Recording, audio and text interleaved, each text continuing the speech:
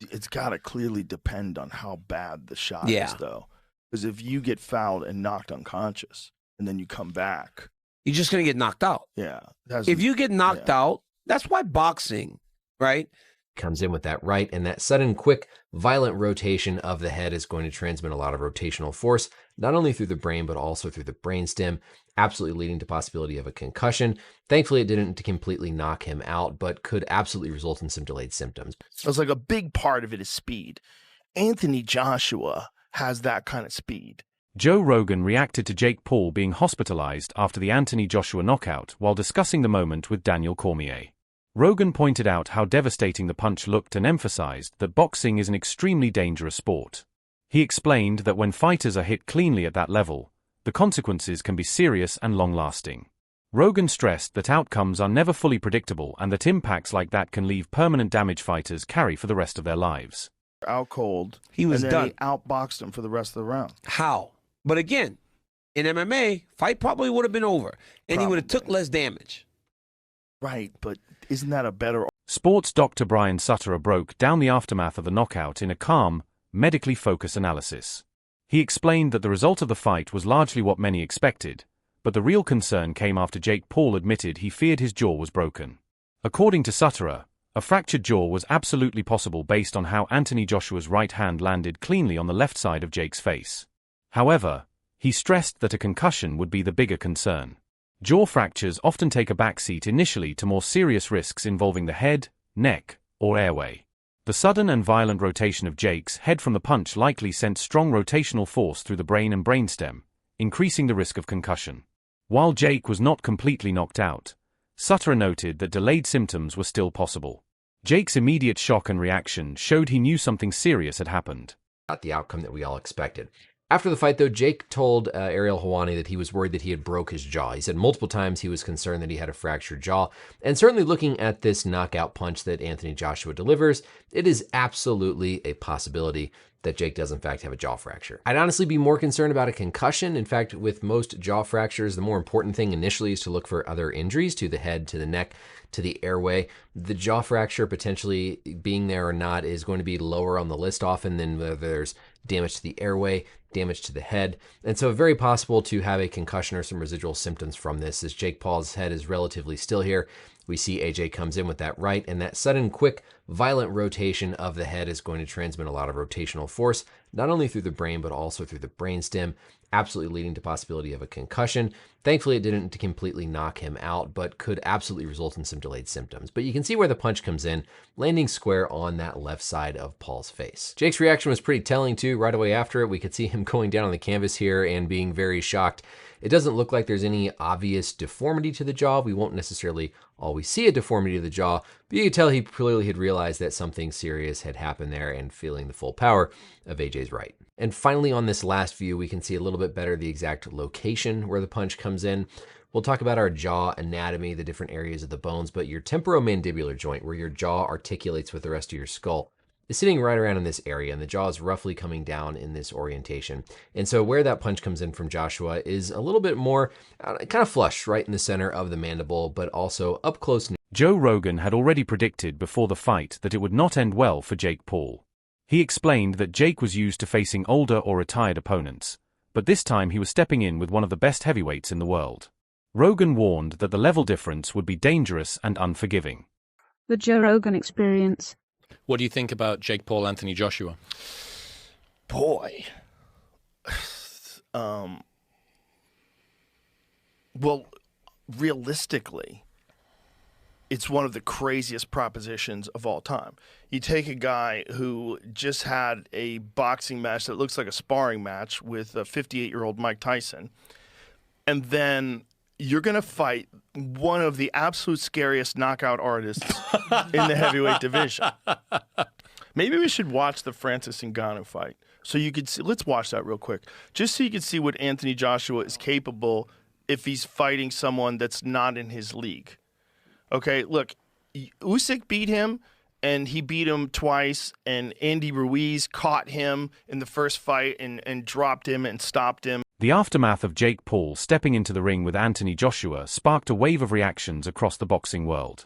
While some fans rushed to praise Jake for his courage and willingness to face a dangerous opponent, many respected voices within boxing pushed back hard against that narrative. Luke Thomas was one of the strongest critics. He made it clear that the reaction surrounding the fight felt wildly exaggerated. According to Thomas, people were applauding Jake simply for surviving rather than actually competing. He pointed out that Anthony Joshua did not fight at full intensity and deliberately pulled many of his punches. From Thomas's perspective, this was not a competitive boxing match, but a controlled situation where a top-level heavyweight showed restraint. Jake's performance did not demonstrate skill, growth, or tactical intelligence.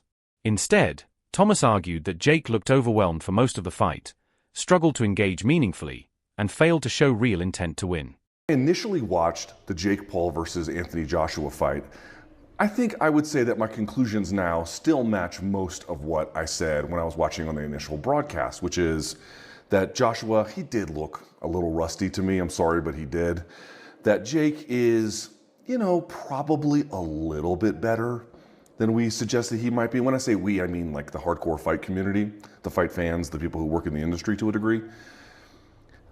Sometimes there is a suggestion that he can't do anything. And I would be like, well, that's a little much. He can do stuff. I mean, it's limited what he can do. It's very limited what he can do.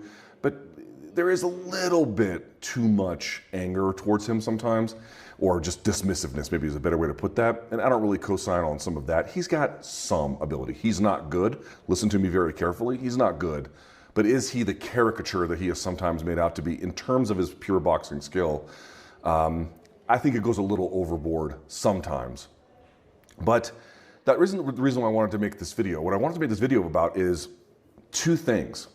One, after the fight was over, I got on social media and people were like hugely negative about the fight. And I did not think that the fight was good. In fact, I thought the fight was, like most Jake Paul fights, pretty bad, although him surviving kind of feeds into the story of him being perhaps a little bit better than we sometimes think, although I don't really co-sign on that. Let me make the point. The first point is, I think people are overreacting a little bit. A little bit. People were suggesting when I got on social media that this was like the biggest farce they'd ever seen in their life, and that this was, how could he fight like this, and this was a disaster, and Joshua should have got him out there earlier. There is probably some evidence to suggest that I don't think Joshua was carrying him in the sense of, hey, they coordinated this ahead of time. But was Joshua really stepping on the gas? No, I don't think he was really stepping on the gas. There were times I think he clearly pulled his... Lawrence Owaki approached the situation from a different angle, but reached a similarly critical conclusion. He focused on the inherent danger of boxing itself. Owaki explained that one mistake in the ring can end a fight instantly, regardless of fame or preparation. From his point of view, Jake Paul stepping in with someone like Anthony Joshua was reckless. He stressed that boxing is unforgiving and that mismatches do not become acceptable simply because they generate attention. He described the decision to take this fight as unnecessary and foolish, highlighting how easily the outcome could have been even worse. Despite the heavy criticism, some voices acknowledged Jake Paul's willingness to take punishment and continue. Following the fight, it was reported that Jake was taken to the hospital and suffered a serious jaw injury. Some commentators viewed this as evidence of toughness, arguing that regardless of performance, Jake showed courage by stepping into the ring with a fighter of Joshua's caliber.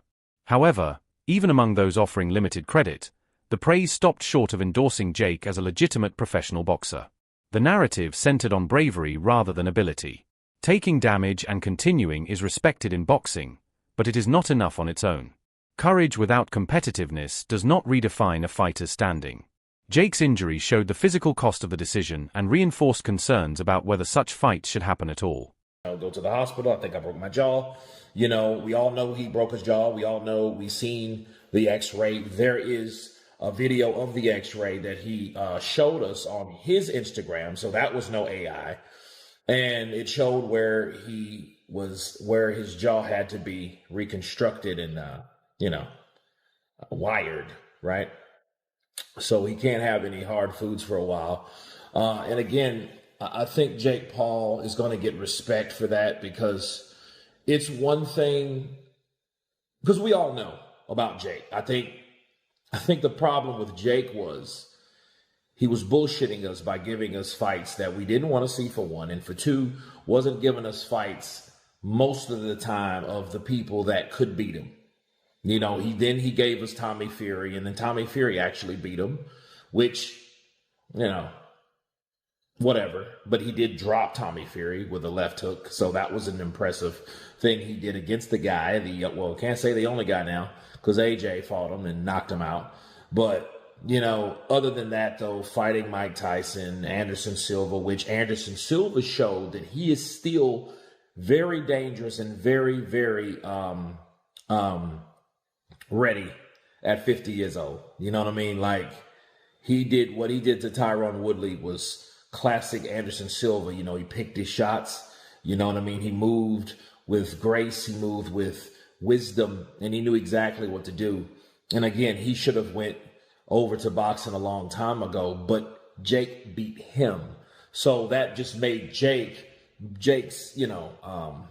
stock rise, right? In the sense of, hey, well, he beat Anderson Silva. Adam Cattrall was particularly blunt in his assessment. He strongly criticized the role popularity now plays in modern boxing and argued that Jake Paul is a product of that imbalance. According to Cattrall, Anthony Joshua did not even throw his punches at full power, yet still caused serious damage. This, in his view, highlighted the massive gap between the two fighters. Cattrall stressed that if Joshua had fully committed to his shots, the outcome could have been far more severe. His larger point focused on the direction of the sport itself.